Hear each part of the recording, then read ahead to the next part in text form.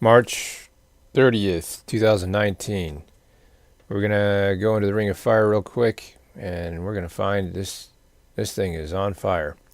Pacific News, I'm going to leave a link to this. We got people that are getting arrested, tried for things that we take for granted.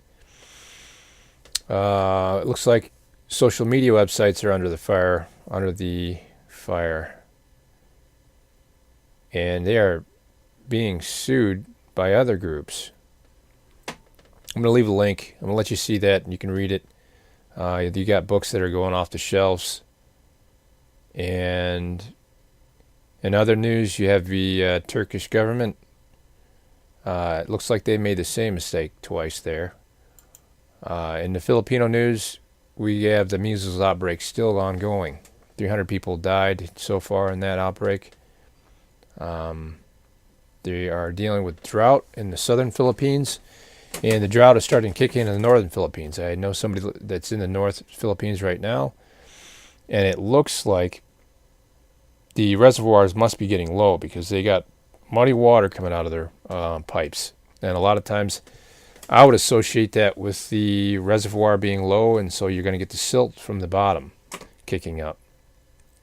So we also have a little bit of a probably a skirmish here between an autonomous region and Muslim Mindanao. Now that's pretty close to Davao, and it has an autonomy here. And I think the Filipino government's actually going to assist in fighting a factionist group called the BIFF. It'll probably have no major role in the international fight against international crime. But in our home country, it looks like the fight continues with the measles outbreak, with Detroit being the new player on the scene here. They're fighting 22 cases. It doesn't seem to be entirely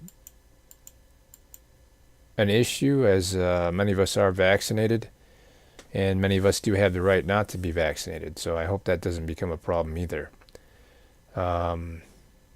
5 states fighting measles outbreak, with the New York State declaring emergency.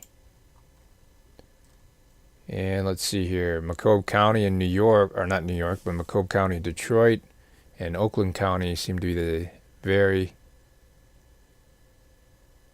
leading counties in this outbreak in Detroit. Now these locations are actually Metro Detroit, with Detroit actually being seated in Wayne County. I'm going to flip the page onto New Jersey. We got Tsunami preparedness here just a couple days ago. Now, I thought it was kind of a silly thing to hear about, but it looks like they do have Metro Tsunamis is what they call them. 2013, they had a 6-foot wave, and the danger is always there. There's that rare phenomenon known as the Metro Tsunami.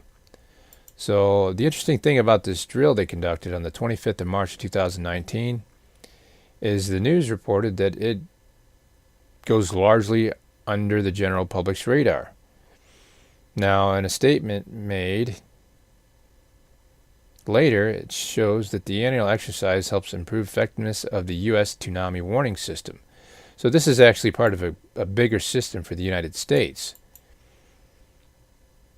So this is a spokesman from the National Weather Service, and she goes on saying that it allows NWS and our partners in emergency management and the states the opportunity to practice response plans by receiving communications and procedures and promoting tsunami preparedness. Promoting. That's the key word here, promoting.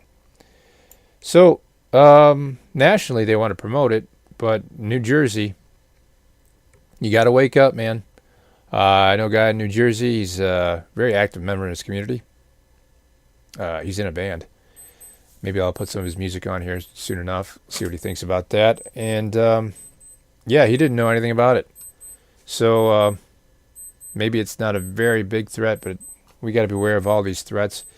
Deal with the emotional turmoil now. Work through it. Talk about our plans. And so when it does happen, The emotional factor, we can set them aside. We can think about what needs to be done, and we eliminate that problem with what we can run into with regards to a learning curve, any emotional conflict we can have with learning.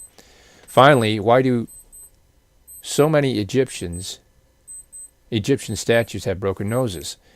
Now they're finding not only do the statue noses have broken off, they're also seeing the wall art depictions having been defaced.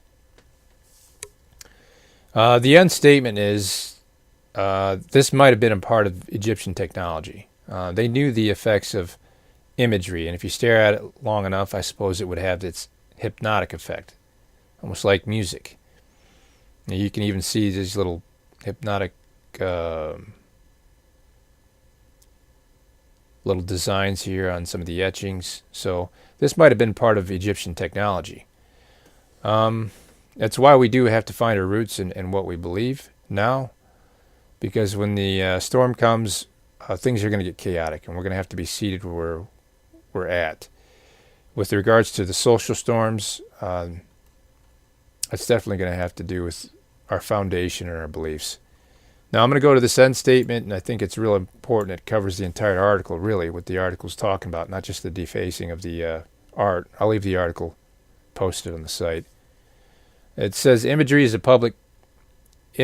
public space is a reflection of who has the power to tell the story, of what and what should be remembered, what happened and what should be remembered. We are witnessing the empowerment of many groups of people with different opinions of what the proper narrative is. Perhaps we can learn from the pharaohs.